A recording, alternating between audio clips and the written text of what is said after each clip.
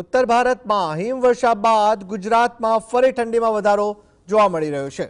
અમદાવાદ સહિત રાજ્યમાં ઠંડીનો પારો ગગડ્યો હોવાની વાત સામે આવી રહી છે, જેને લઈને વાત કરવામાં આવે તો આગામી 2 થી 3 દિવસ સુધી તાપમાન યથાવત રહેવાની સંભાવના હવામાન વિભાગ દ્વારા વ્યક્ત કરવામાં આવી છે।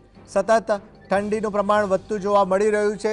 2 થી 3 દિવસની વાત કરવામાં આવે તો અગાઉ પણ શીતલહેર જોવા મળી રહી હતી। પવનની દિશા બદલાતા ઠંડીમાં વધારો જોવા મળ્યો છે અને જેની સીધી અસર ગુજરાત ઉપર જોવા મળી રહી છે। અને વિવિધ મહાનગરોથી માંડીને ગ્રામ્ય પંથકની પણ વાત કરવામાં આવે તો શીતલહેરનો પ્રકોપ યથાવત જોવા મળી રહ્યો છે। અમદાવાદની વાત કરવામાં આવે તો અમદાવાદમાં પણ વહેલી સવારથી જ ઠંડા પવન સાથે ઠંડીમાં વધારો જોવા મળી રહ્યો છે। રાજ્યમાં એક બાજુ કમોસમી માવઠાનું સંકટ ટળ્યું હોવાની વાત સામે આવી રહી છે, આ સાથે જ પવનની દિશા બદલાય છે અને જેને લઈને ઠંડીમાં વધારો જોવા મળ્યો છે। વધુ જાણકારી માટે જોડાયા છે સંવાદદાતા વિરેન્દ્ર ભાટી। જી વિરેન્દ્ર, જણાવશો, ગુજરાતમાં શીતલહેરનો પ્રકોપ યથાવત, અમદાવાદમાં પણ ઠંડી વધી રહી છે, શું છે વધુ જાણકારી?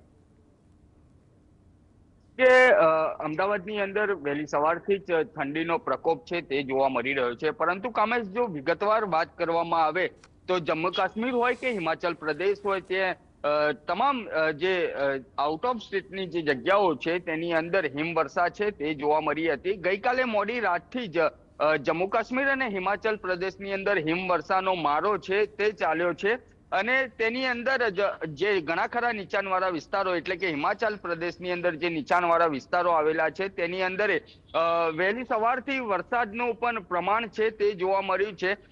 ત્યાં જે સહેલાણીઓ છે તે પણ પહોંચ્યા છે, તે પણ ઘણા ખરા જગ્યા ઉપર અટવાયેલા જોવા મળ્યા હતા અને હિમાચલ તેમજ જમ્મુ કાશ્મીરની અંદર જે હિમવર્ષાનો મારો ચાલ્યો ને તેને લઈને જ ગુજરાત તરફ ઠંડીનું પ્રમાણ છે તે વધતું જોવા મળ્યું છે।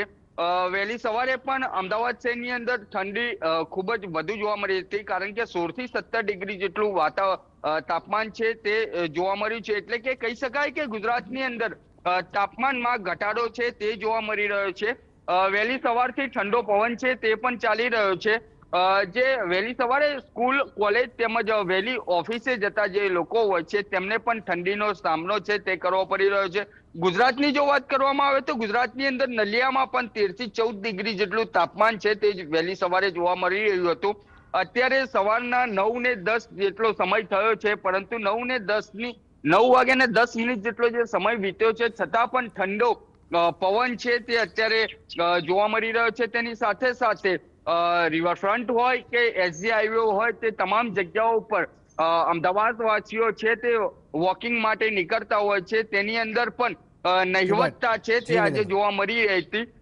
બીજી બાજુ જો વાત કરવામાં આવે તો જે પ્રમાણે હિમવર્ષા થવીને હિમવર્ષા બાદ ગુજરાતના અલગ અલગ શહેરોની અંદર ઠંડી ભર્યું વાતાવરણ છે તે જોવા મળ્યું હતું। રાહદારીઓ છે તેમને ગરમ વસ્ત્રો પહેરીને અત્યારે નીકળવું પડી રહ્યું છે।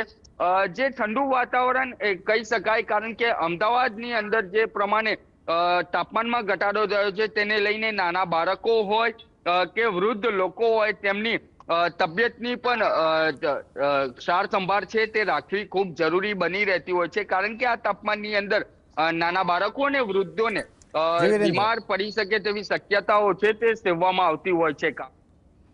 વિરેન્દ્ર, અહીંયા એક પ્રશ્ન ઉપસ્થિત થાય છે કે અગાઉ રાજ્યની વાત કરવામાં આવે તો રાજ્યમાં અગાઉ કમોસમી માવઠાનું સંકટ જોવા મળ્યું હતું। ગઈકાલની વાત કરવામાં આવે તો મહેસાણા, કચ્છ સહિતના ભાગોમાં કમોસમી વરસાદ પડ્યો હતો।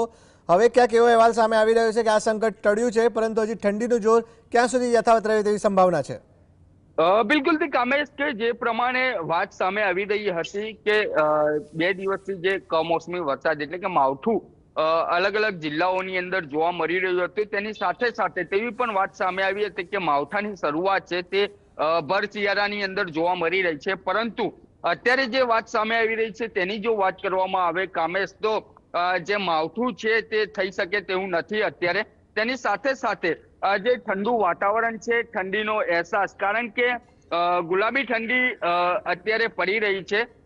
ઠંડીનું જોર છે તે તાપમાનનો જે ઘટાડો છે તે 2 દિવસ સુધી જોવા મળી શકે તેવું લાગી રહ્યું છે, કારણ કે હિમાચલ પ્રદેશ હોય કે જમ્મુ કાશ્મીર હોય, તે જગ્યાઓ ઉપર હિમવર્ષા છે, નીચાણવાળા વિસ્તારોની અંદર વરસાદ જોવા મળ્યો છે, તેને લઈને તાપમાનમાં ઘટાડો જોવા મળી રહ્યો છે, પરંતુ અમદાવાદ શહેર હોય કે ગુજરાતના અલગ અલગ જિલ્લાઓ તાલુકાની વાત કરવામાં આવે તો માવઠાની અસર છે તે નહિવત જોવા મળી શકે છે. પરંતુ આ જે વાતાવરણ ઠંડુ બન્યું છે તે વાતાવરણ 2 દિવસ સુધી આ પ્રમાણે રહી શકે તેવું હાલ હવામાન વિભાગને લઈને જાણવા મળી રહ્યું છે. કામેશ. જી વીરેન્દ્ર, આપ જોડાયા, આપનો આભાર.